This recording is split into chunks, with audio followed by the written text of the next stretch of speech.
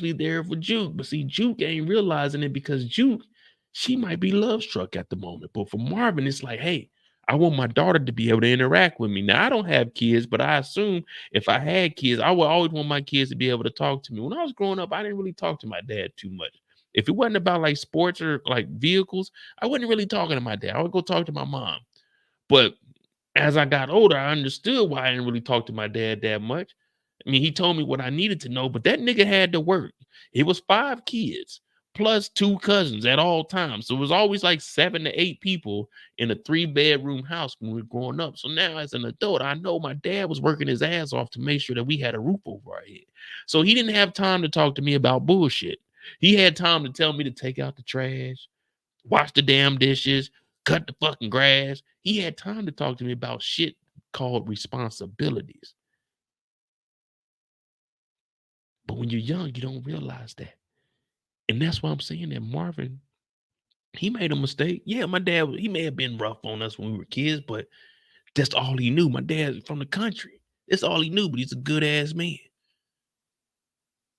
Sometimes you got to step back and look at your parents and say, hey, how were they raised? What did they go through? And then you'll understand why they act the way they do. Sometimes they don't know no better. This is what they've been doing all their lives. Now, Marvin's been living this way all his life, and now he's like, I want to change for the better. I want to make sure that my daughter, Juki, Miss Laverne, is on a better path. So if she likes girls, I like that she likes girls. I like that my daughter is infatuated with them. So I want to hear what my daughter got to say about that. Oh, you like girls? Okay. Okay. What do you like about Aisha? So Marvin is looking at his daughter like, okay, cool. This is her life. I accept that.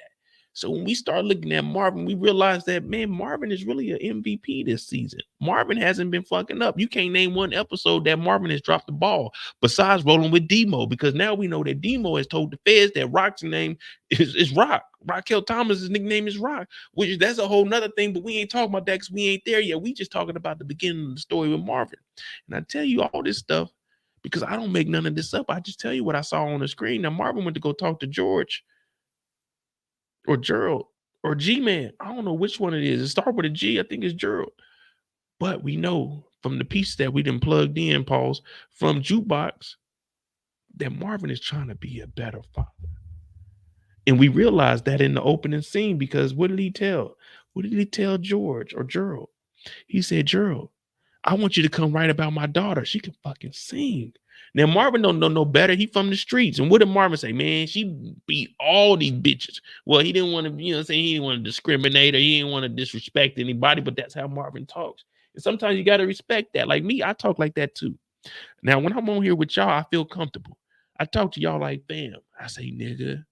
When I'm at work, I don't say nigga. I say dude. I say that guy. But when I'm with y'all, I'm like, man, you know, we fam. We cool. You know what I'm saying? Ain't gonna hurt nobody. We just talking about TV shows. So Marvin is talking to Gerald, and he's like, hey, Gerald, I want you to come and talk about my daughter, man. You got this new newspaper. You know what I'm saying? You the editor in chief. You might as well just, hey, holler at me, man. This would be good for you because this will get you into the community. Now, these two, they come from different sides of the tracks, but they don't live on different sides of the tracks because Marvin don't live by no tracks. But we do hear that Gerald is saying, hey, listen, Marvin, the way that they're depicting you all is a little bad, but I'm here. I want to tell the true story. Now, Marvin doesn't understand all that. All Marvin knows is I want to make sure that my daughter is straight. Now, I know my karma is probably going to be if I ever have kids, I'm probably going to have like 2, 3 little girls. Probably going to have to. I'm just going to have to. I'm not going to say that. I was going to say I had to take that on the chin, but that's a pause and nigga ain't taking shit. Pause. I'm probably gonna have 3 little girls, 2 little girls. Yeah, it's just the way it is. It's just the way it is. But Marvin is trying to be there from Juke. We've seen a transformation in this guy, and it's a beautiful thing. It's a beautiful thing. I know a lot of people think, man, Mo just be talking, but I'm trying to tell y'all, man, no, I'm trying to tell it like it is. I'm trying to tell it like it is. What up, Cher? What up, Cher? Nah, like for real. What I'm talking about, I had this conversation with my mom about my dad. Like my dad from the country. My dad is the second child of 8 kids. He's the oldest boy. He's the second. Yeah, he's the second oldest. My auntie, she's the oldest, and then it's my dad. But I mean, he had to be the man of the house. Recently, I was on Ancestor.com, and my dad was here also. So I met a couple of people that are in my family that are extended family members, but I found out who my great grandfather was. My great great grandfather was. I said, damn, that's interesting. You know what I mean? My grandfather passed when I was just a little boy. I was just a young boy, still playing with my toys, hanging out with the guys until I realized. So I don't ever remember meeting my grandpa, but now I know who my great great grandpa is, and I know who my great grandfather is. But you just got to look at how your parents were raised. They were raised the same way you were, different. So now Marvin, we know what he went through. We also know that Marvin was suffering because he was dealing with Kenya, who had the New York Knicks run a train on her, and then she moved out to LA, and she may have been messing with Magic Johnson. We cannot confirm or deny, but you got to look through the stressors that Marvin has been through to understand why he acting the way he does. That's why I like breaking down each individual character, because we never looked at Marvin as this nigga's baby mama was out here running wild. We see how niggas is acting now and they baby mamas is wilding out. Imagine if your baby, I just want everyone right now. I don't even want you to imagine. I don't even want you to put that voodoo on your baby mama or your baby daddy. Oh no, just imagine. Oh, the New York Knicks, 92, 80 something. That means Patrick Union was in there. Oh man, Patrick Union's man. Oh, Patrick Ewing smashes your chick. Oh, nigga, you're losing. Patrick Ewing is an ugly nigga. Oh, see that nigga Patrick smash. Oh, man. Oh. Patrick Ewing. Patrick.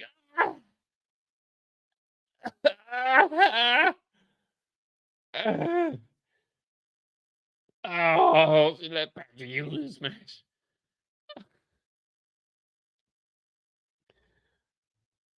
Oh. No one ever looked at Marvin and said, damn, Marvin, let's cut Marvin some slack. Patrick Ewing smashed his baby mama. Patrick Ewing can hoop. But that nigga, Patrick Ewing, from the first time I ever seen that nigga play in Georgetown, that nigga always had knee braces on. Tony said, I just subscribed. You have some good content. Thank you. I appreciate that. I appreciate that. But Patrick Ewing. Oh, now we gotta do research. Now we gotta do research to see why our boy Marvin was going through it. Marvin was going through it, y'all. New York Knicks.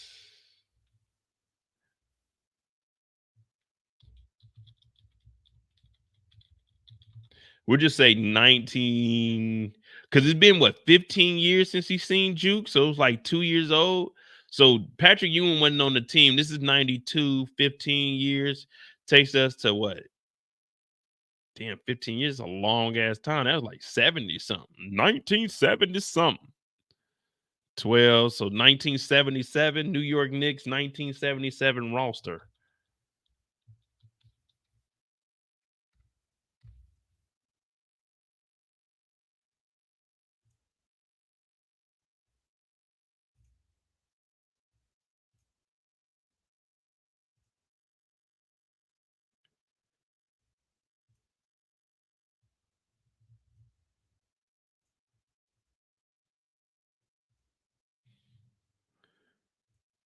Oh man, you know this nigga number 8. Yeah, he got in that action, man. Damn.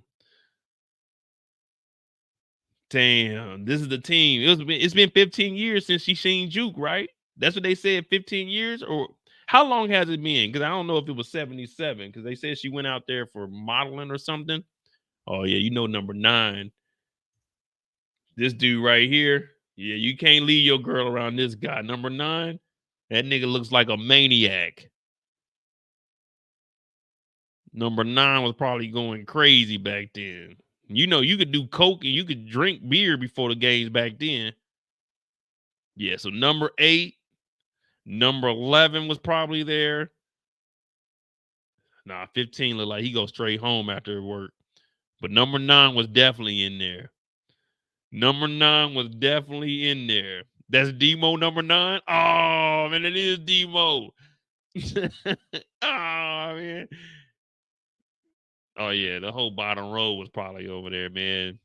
The 70s and 80s was a different time, bro. Hell no, 9 ain't my grandpa. Hell no, that nigga look crazy as hell. Who the fuck is number 9? Number 9, let me see.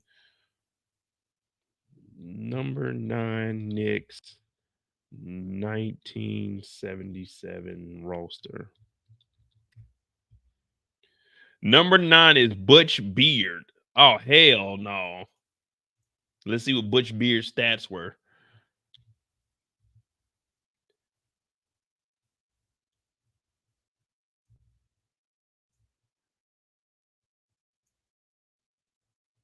Look at Butch Beard. Oh, he was a coach too? Shout out to Butch Beard. Let's see what his stats were. Butch Beard was born in 1947, 6'3". Butch Beard asked for $1.5 million in Harlem penthouse. Former NBA star and coach Butch Beard has put Central Harlem penthouse on the market for one. Oh, this is current. So Butch is still living. Shout out to Butch, man. Shout out to Butch. Butch averaged 9 points, 3 rebounds, 3 assists. All right, that ain't bad. 1977, what was he averaging? Oh, 5 points. All right, he was hooping though. He was 29 years old in 1977. He only played 15 minutes. We got to cut him some slack. 5 points in 15 minutes, that ain't bad. Hey, shout out to Butch. Look at Phil Jackson. Uh-oh. Wait a minute. Don't tell me Phil Jackson was in on that action. You know Phil used to mess with what's her name? Was it Jeannie Buss? Damn, Phil was oh man, I know why Marvin is going through it now.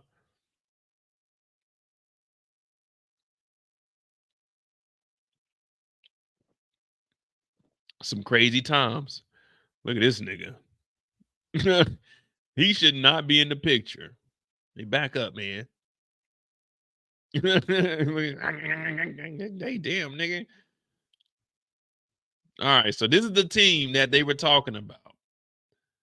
This is the team that they were talking about. So Phil Jackson was on the team because it's been 15 years since he's seen Jukebox. Ain't that what they said? Correct me if I'm wrong. Was it 15 years or 10 years? I thought they said 15 years. If it was 15 years, Phil Jackson was on the team.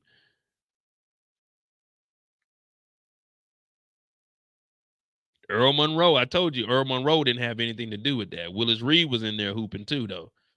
Oh, they had Nat Frazier on that team?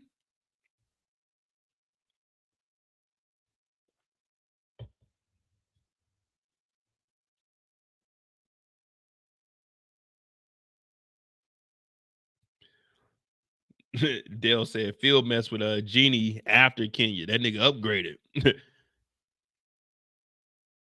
15 got some ponies. It was 15. Oh yeah, you talking about Earl Monroe? Yeah, Earl Monroe, that nigga was a hooper.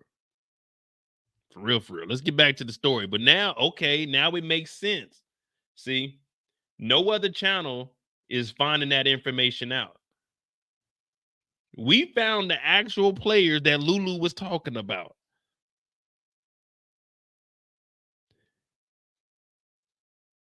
That's the kind of research we do over here, y'all. We get to the truth. Lulu said the Knicks ran a That's what Lulu said. I'm not making any of this up. I'm just giving y'all the facts of who was on the team back then. If it was 15 years, that means Phil Jackson was there. Allegedly, Phil was in on it. I don't know if Phil was in on it or not. There's just allegedly.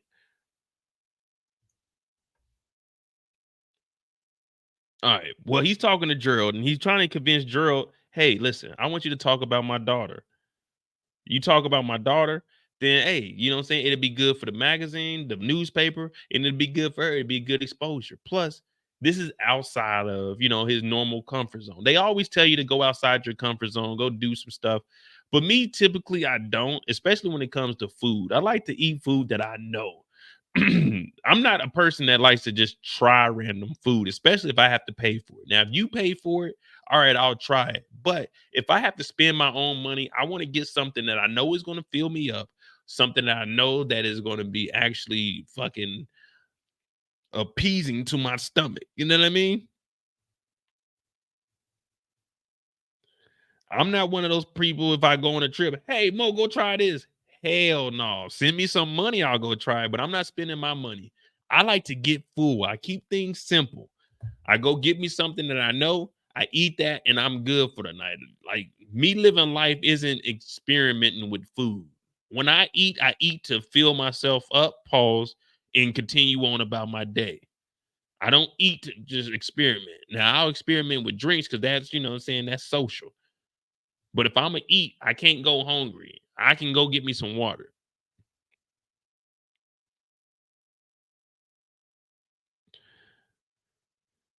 But Gerald starts talking a little bit.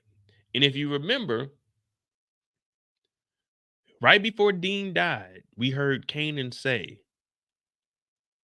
you don't talk about business that ain't your business.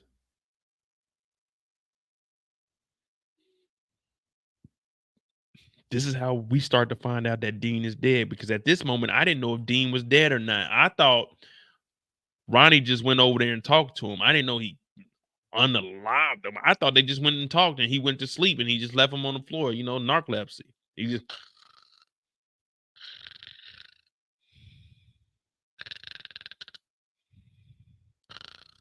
I thought he just went to sleep. I didn't know he was gone. But now we hear that Dean is dead. So Marvin takes this information and he has to go tell Rock about it.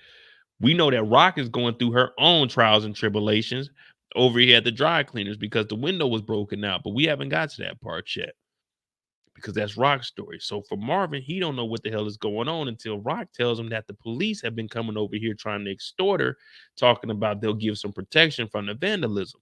So it got us wondering, damn, okay, so we did move the cops over already when it comes to the board.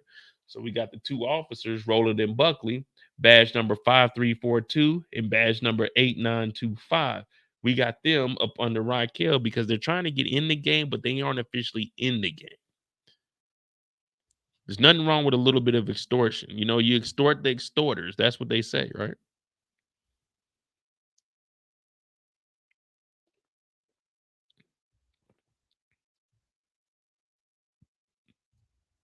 But Marvin shows up and he's like, hey, what's going on? She's like, oh, nothing. The fucking dirty cops are trying to get me. He's like, damn. Well, I don't need any help anymore because the money that the money that Lulu is getting, he's getting it from Marvin. And Marvin's getting the money from the leftover bricks that Rock had because Rock is out the game. And that's why you heard her tell Marvin as soon as he pulled up, oh, I ain't got no more. I'm out the game. He's like, oh, I don't need any help. I'll figure it out on my own. So then he starts to say, hey, I want you to come and support Lulu tonight because Lulu has the open mic. And she's like, oh, fuck that.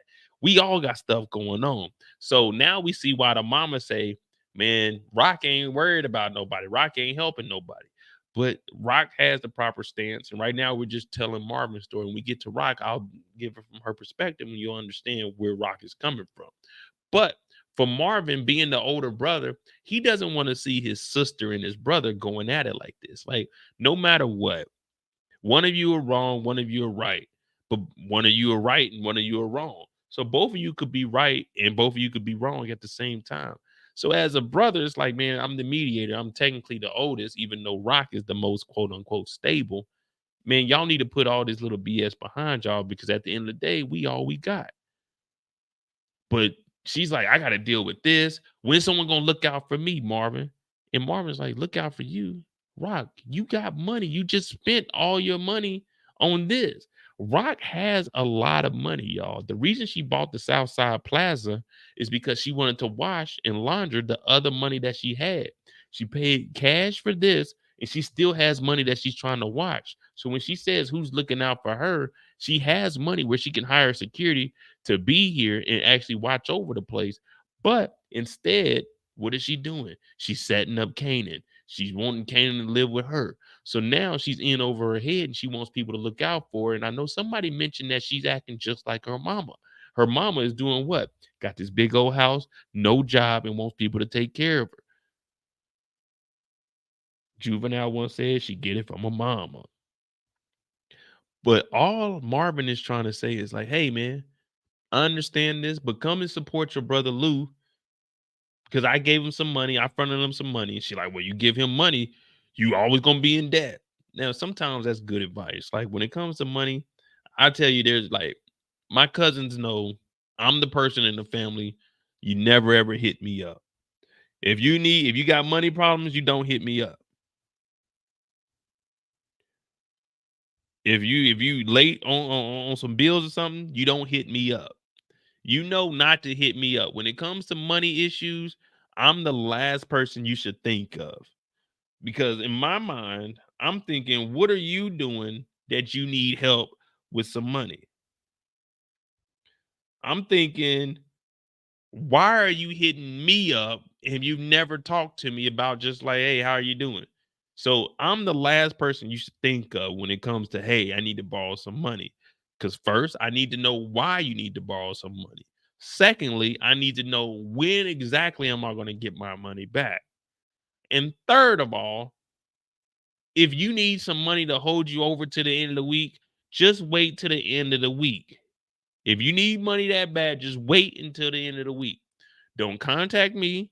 Don't tell me you need some money because I'm gonna be honest with you. When I get up and go to work, I don't get up and go to work and clock in up under your name. I get up and go to work and clock in up under my name. And when I clock in up under my name, I want to spend the money that comes with my name being clocked in. So don't hit me up asking for money. True story. Last year, I was on a live.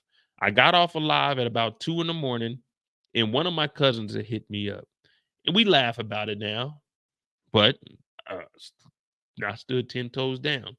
He hit me up and said, hey, this is when I was living in California. He said, hey, man, I'm stuck in KC. Can you send me $100 so I can get home? The people I came with left me. So I looked at the message. It was through Facebook Messenger. So me, I looked at it. I'm like, okay, you need $100. Okay, well, I ain't got $100 to send to a nigga. So then he was like, man, yeah, if you just send me the money, I can send it back to you. This is like a Thursday night. I can send it back to you on like Monday. Or no, on like Friday or something. It was something close. It was like a Thursday and it was like Saturday or something. I just never responded. And then one day he went to my mom's house and they ended up FaceTiming me. So I'm in California, I'm chilling. Cause I had told my mom, I was like, yeah, man, my cousin had hit me up. He was asking for some money because they said he was like stranded or something. Said he'd been walking around for a couple hours. All this in text, like 2 paragraphs. So I looked at it, I read it, but as soon as I seen asking me for money, I just stopped reading it. So he ended up coming over to the crib, and my mom and my sister were laughing at him, like, you knew out of all people, you should not have contacted me because I'm not going to respond to you. I'm not about to send you no money. If you were out partying and you need money to get back home, then no, you don't need to call me. You need to call the police office. You need to call the bank and ask for a loan. But if you have money to go out, then nigga, hey, you better have money to get home because nigga, I ain't got it. I ain't got it. I do got it, but I ain't got it for nobody else. I don't do that. Don't hit me up asking for money. So I understand where Rock is coming from. Now I know we're supposed to talk about this with Rock, but I'm just saying, like, don't do it. Now, like my brother, that's different. My brother hit me up. Hey man, all right, cool. Don't worry about it. Boom, it is what it is. Like my nephews, they hit me up. All right, cool. Well, not now. Them niggas is older now, but when they was like in high school, they could hit me up. Boom. Now they older. It's like, nigga, when am I gonna get that money back? No, I'm gonna need. I know when you get paid. I know when you are sleeping. I know when you're awake. I know my money better be back in my account before I wake. Yeah, I know. Hey, nigga, on the clock. I don't charge interest, but I want my money on time. I want my money on time. If I let you borrow something, because if I go to the bank want their money on time, nigga. Don't look, hey, nigga, I don't play that shit. That's why I don't borrow no money. I don't borrow no money. My homeboy hit me up though. When I was staying at my homeboy spot before I moved into my place, I ain't gonna lie, I was sleepy as hell. So I woke up and I didn't put his air mattress that I was sleeping on. I didn't put it in the converter. I tried to plug it into an adapter and I blew that mug out. Pause. So I had to order him a new air mattress. But yeah, like if I owe you something, don't worry, I got you. But hell no, man, don't try to borrow no money from me.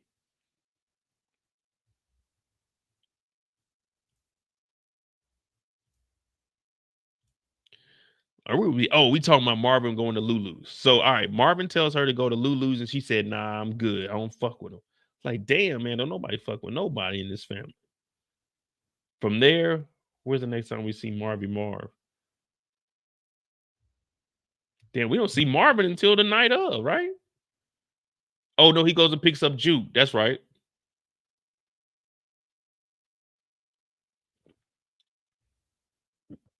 Ooh, excuse me, this thing give me the hiccups. Excuse me.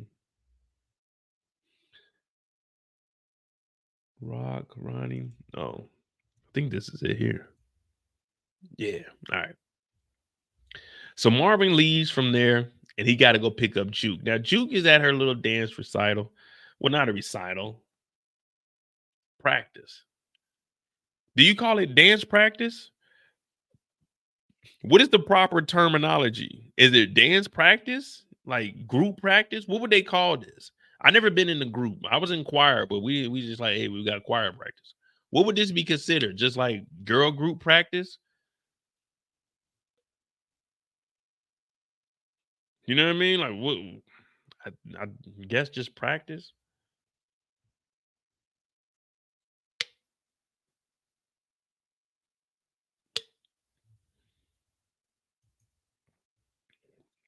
Marty said just practice. All right, bet. So got to pick her up from practice. And this is where Marvin, we start to see the fatherly skills kick in. Rehearsal. But will rehearsal be, I think, hold on. Rehearsal is like, I think rehearsal is if say we got a performance on Friday, anything leading up to the performance is a rehearsal. If we don't have anything scheduled, it's just practice, right? Is that how it is? I thought rehearsal, like, all right, all right, New Year's Eve, we got a performance. We got to go to rehearsal. So we're rehearsing for the actual event. But if we don't have an event, it's just practice. I could be wrong. Y'all might be right. I don't know. I don't know how that works.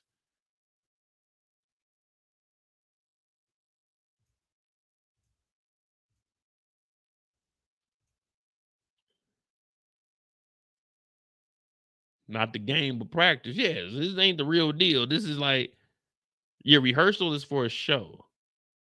They're going over a routine. Yeah, let me Google that real quick. Rehearsal versus practice. Rehearsal.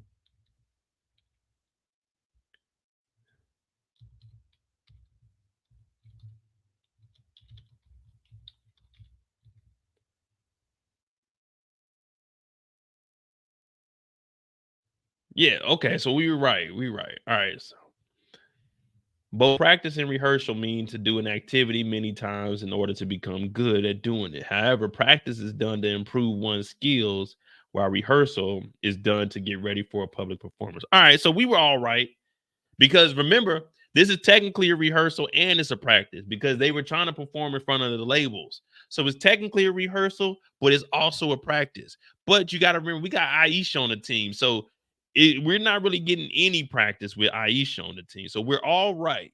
We're all right. But with Aisha on the team, it's more of a, man, we might need to replace this motherfucker. You know what I mean? With Aisha on the team, we might need to replace somebody. But Marvin sees his girl Juke, and he's like, look at my baby. Look at my baby. She out there macking. She a dime too. She a dime too.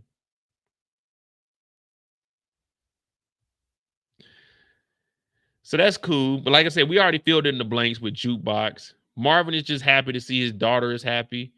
And he's thinking that it's gonna be something there. Now I know we already talked about like how Juke and Kanan's relationship is gonna go moving forward from this because she might actually like Aisha, but we kind of determined that she gonna be fucking with Kanan.